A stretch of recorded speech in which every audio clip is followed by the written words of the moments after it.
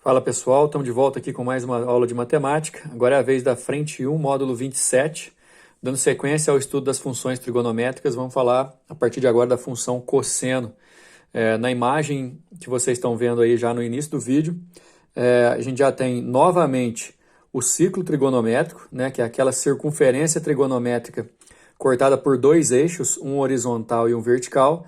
Na aula passada, por exemplo, a gente viu que esse eixo vertical é o eixo responsável pelos valores correspondentes ao seno dos ângulos que a gente consegue encontrar aqui girando o ciclo trigonométrico. Hoje, como a função cosseno é a nossa pauta, a gente vai ter um enfoque muito maior, obviamente, no eixo horizontal, que é o eixo dos cossenos. Então, a ideia já vai ficando completa, pessoal. O ciclo trigonométrico é uma ferramenta importantíssima e aí a gente já vai completando basicamente como que ele deve ser usado. Só falta, por exemplo, nas próximas aulas aí a gente localizar a reta da tangente dos ângulos, que aí realmente ele vai ficar completo. Mas olha só, o que é o ciclo trigonométrico? Vale a pena a gente, no início de cada aula de função trigonométrica, fazer uma revisão desse ciclo. O ciclo é uma circunferência de raio 1 unidade, tanto que os eixo horizontal do cosseno, eixo vertical do seno se encontram bem no centro da circunferência, e ali a gente chama de zero em cima dos eixos, né, como se fosse a origem do plano cartesiano. Zero para a direita até 1, valores positivos. 0 para a esquerda até o menos 1, valores negativos para o cosseno. 0 para cima vai ter o 1 aqui, eu não coloquei porque essa linha é a linha do seno, mas aqui seria 1, valores positivos para seno. 0 para baixo aqui seria menos 1, valores negativos para seno. A gente viu, por exemplo, na aula passada, que o seno de 90 vale 1, o seno de 270 vale menos 1, porque eles ficam exatamente em cima desses valores no eixo vertical. A gente viu também que o seno de 180, de 0, de 360 são todos zero. E aí a gente vai passar uma ideia do cosseno a partir de agora. Antes, a posição do ângulo, independente do quadrante que ele esteja, antes a gente estava jogando a projeção no eixo vertical para descobrir até a origem a medida do seno desse ângulo. Como o assunto hoje é cosseno, a gente vai dar a pauta muito maior no eixo horizontal, ou seja, todo ângulo que eu quiser descobrir o valor do cosseno, eu vou pegar a posição do ângulo e projetar sobre a linha do cosseno, que é a linha horizontal. Repara, por exemplo, que essa linha horizontal dentro do ciclo, ela vai com o mínimo de menos 1 ao máximo de 1, e, portanto, não existe função trigonométrica para nós, pessoal, em termos de seno e cosseno, do lado de fora. O seno varia também de menos 1 até 1 na vertical, o cosseno varia de menos 1 até 1 na horizontal. O eixo horizontal indicando cosseno, à direita positivo e à esquerda negativo, para esses valores de função trigonométrica do cosseno, vão definir exatamente esses sinais que vocês estão vendo aí, ó, positivo para primeiro e quarto quadrantes, negativo para segundo e terceiro quadrantes, já que quando o ângulo está no primeiro quadrante, ó, você projeta para achar o seno, vai ficar entre 0 e 1, portanto o valor positivo. Aliás, projeta para achar o cosseno, desculpa, gente.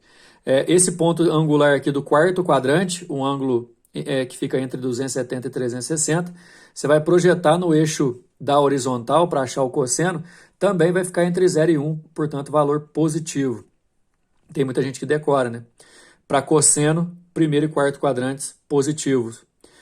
Para cosseno, segundo quadrante, você vai projetar em cima da linha horizontal e vai achar um valor aqui, ó, que fica entre 0 e menos 1, portanto negativo. A mesma coisa para o ângulo quando ele é um ângulo maior que 180 e menor de 270, ou seja, um ângulo do terceiro quadrante tem cosseno negativo. Então, vamos lembrar, o seno é positivo para o primeiro e para o segundo, negativo para o terceiro e para o quarto.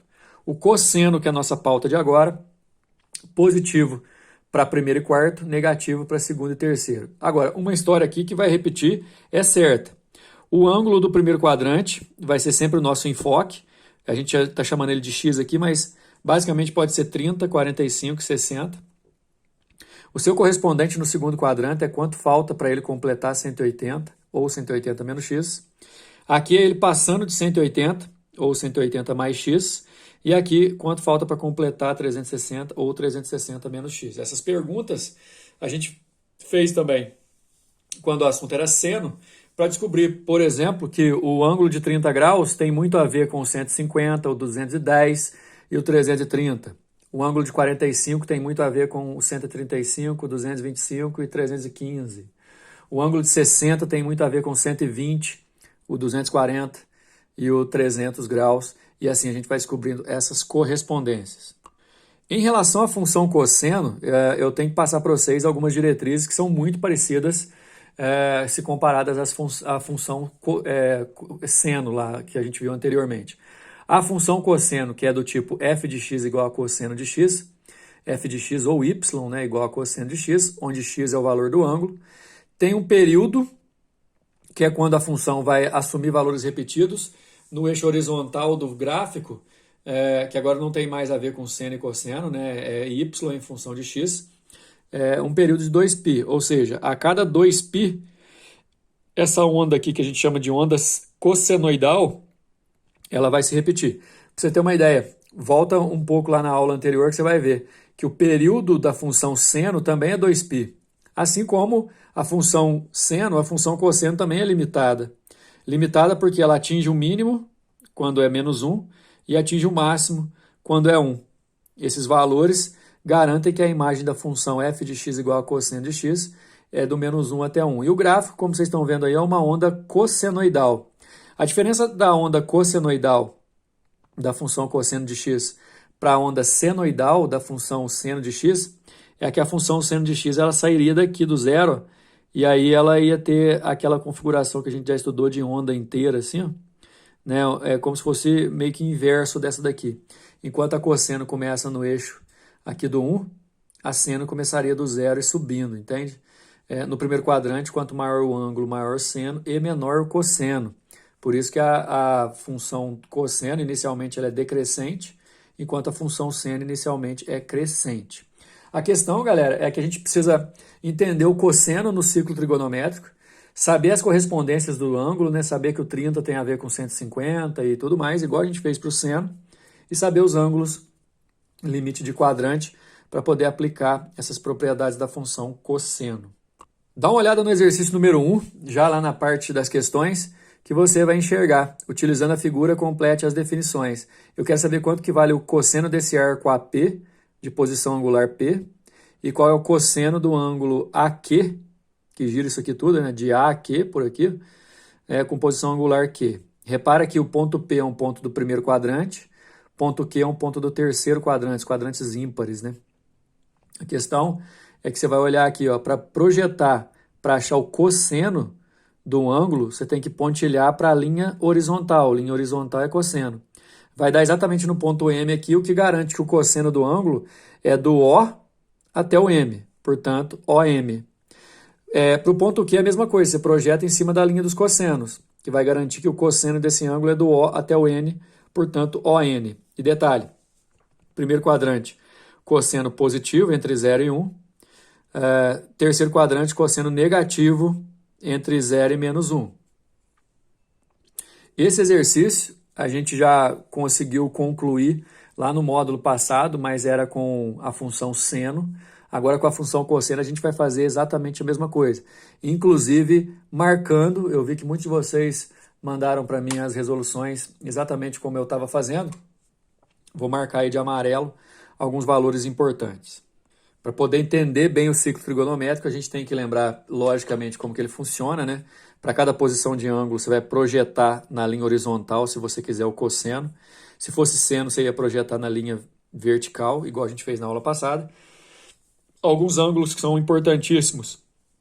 Os ângulos que são limites de quadrante, o 0 e o 360, ou 0 e 2π, o 90, ou π sobre 2, o 180, ou π, e o 270, ou 3π sobre 2.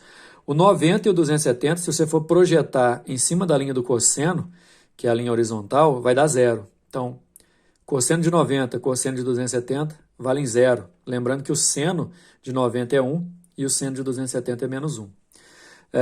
O de 0 e o de 360 fica bem em cima do 1 aqui do cosseno, então vale 1. Do mesmo jeito, só que oposto, ó, o 180 fica bem em cima do menos 1, então o cosseno de 180 é menos 1. Ângulo do primeiro quadrante, 30, 45 e 60. Seus correspondentes, 180 menos x, 180 mais x, 360 menos x. Os ângulos lá de segundo, terceiro e quarto quadrantes. Vamos lá. O cosseno de 30, vocês sabem que é raiz de 3 sobre 2, né? Agora, o cosseno de 330 é o correspondente do 30 graus. O desenho já está até aqui pronto, ó, nesse pontilhado. O 30 e o 330 são correspondentes. Seus cossenos valem o mesmo tanto, raiz de 3 sobre 2. O 150 e o 30, o 200 e o 30, também tem muito a ver um com o outro. E vai reparando que eu estou fazendo exatamente como eu fiz na aula passada com o seno. O 150, o 210 e o 330 são os correspondentes do 30 graus no segundo, terceiro e quarto quadrantes. Então, perguntar do 150, do 210 e do 330 é a mesma coisa de perguntar do 30. Só que o 150 e o 210, em termos de cosseno, os cossenos ficam entre 0 e menos 1, porque é segundo e terceiro quadrante negativo. Então, o cosseno de 30 é raiz de 3 sobre 2, o de 330 é exatamente, e o de 150 e de 210 é igual em módulo, só que sinal trocado. A mesma coisa a gente vai pensar para o 45, que a essa altura do campeonato você tem que saber que o cosseno dele vale raiz de 2 sobre 2.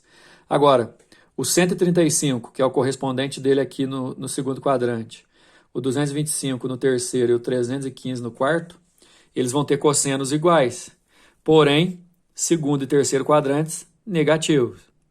Com o de 60 graus é a mesma coisa. O de 120, 240 e 300 são os correspondentes dos 60 graus no segundo, terceiro e quarto quadrantes. Cosseno de 60 vale meio, e o de 300 também vai valer, porque o cosseno do quarto quadrante é positivo. Cosseno de 120 e 240 também vale meio, só que como é terceiro e quarto quadrante, segundo e terceiro quadrante, menos 1. O de 90 e de 270 eu já falei para vocês, o de 0, 360 e 180 a gente já também definiu anteriormente, é só vocês completarem aí. Estou mostrando aí para vocês o exercício número 3 em branco, para a gente poder definir juntos, porque é para a gente esboçar o gráfico da função f de x igual a cosseno de x. O y é o cosseno de x no eixo vertical. Você vê que aqui, ó, o gráfico já está até limitado de menos 1 a 1, que é, no caso, a imagem. E a gente vai fazer só na primeira volta do ciclo trigonométrico, né, de 0 a 360. Tem alguns pontos importantes que a gente tem que definir.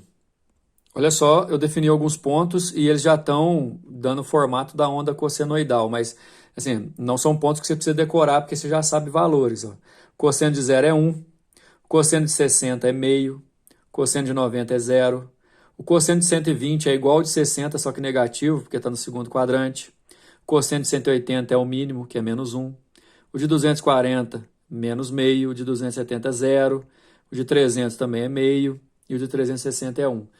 Vai ficar nessa configuração, agora a gente vai completar a onda. O gráfico da função cosseno de x é padronizado desse jeito. Onda cossenoidal com período de 2π ou 360 e a imagem de menos 1 até 1. Aliás, pessoal, período e imagem são duas coisas que normalmente são perguntadas em relação à função seno e à função cosseno. Só lembrar, f de x cosseno de x, o período é 360 em graus ou 2π em radiano. Isso significa que aquela onda senoidal repete a cada 360 graus. E o conjunto imagem, do mínimo menos 1 até o máximo 1, a imagem vai ficar assim, ó, do menos 1 a 1.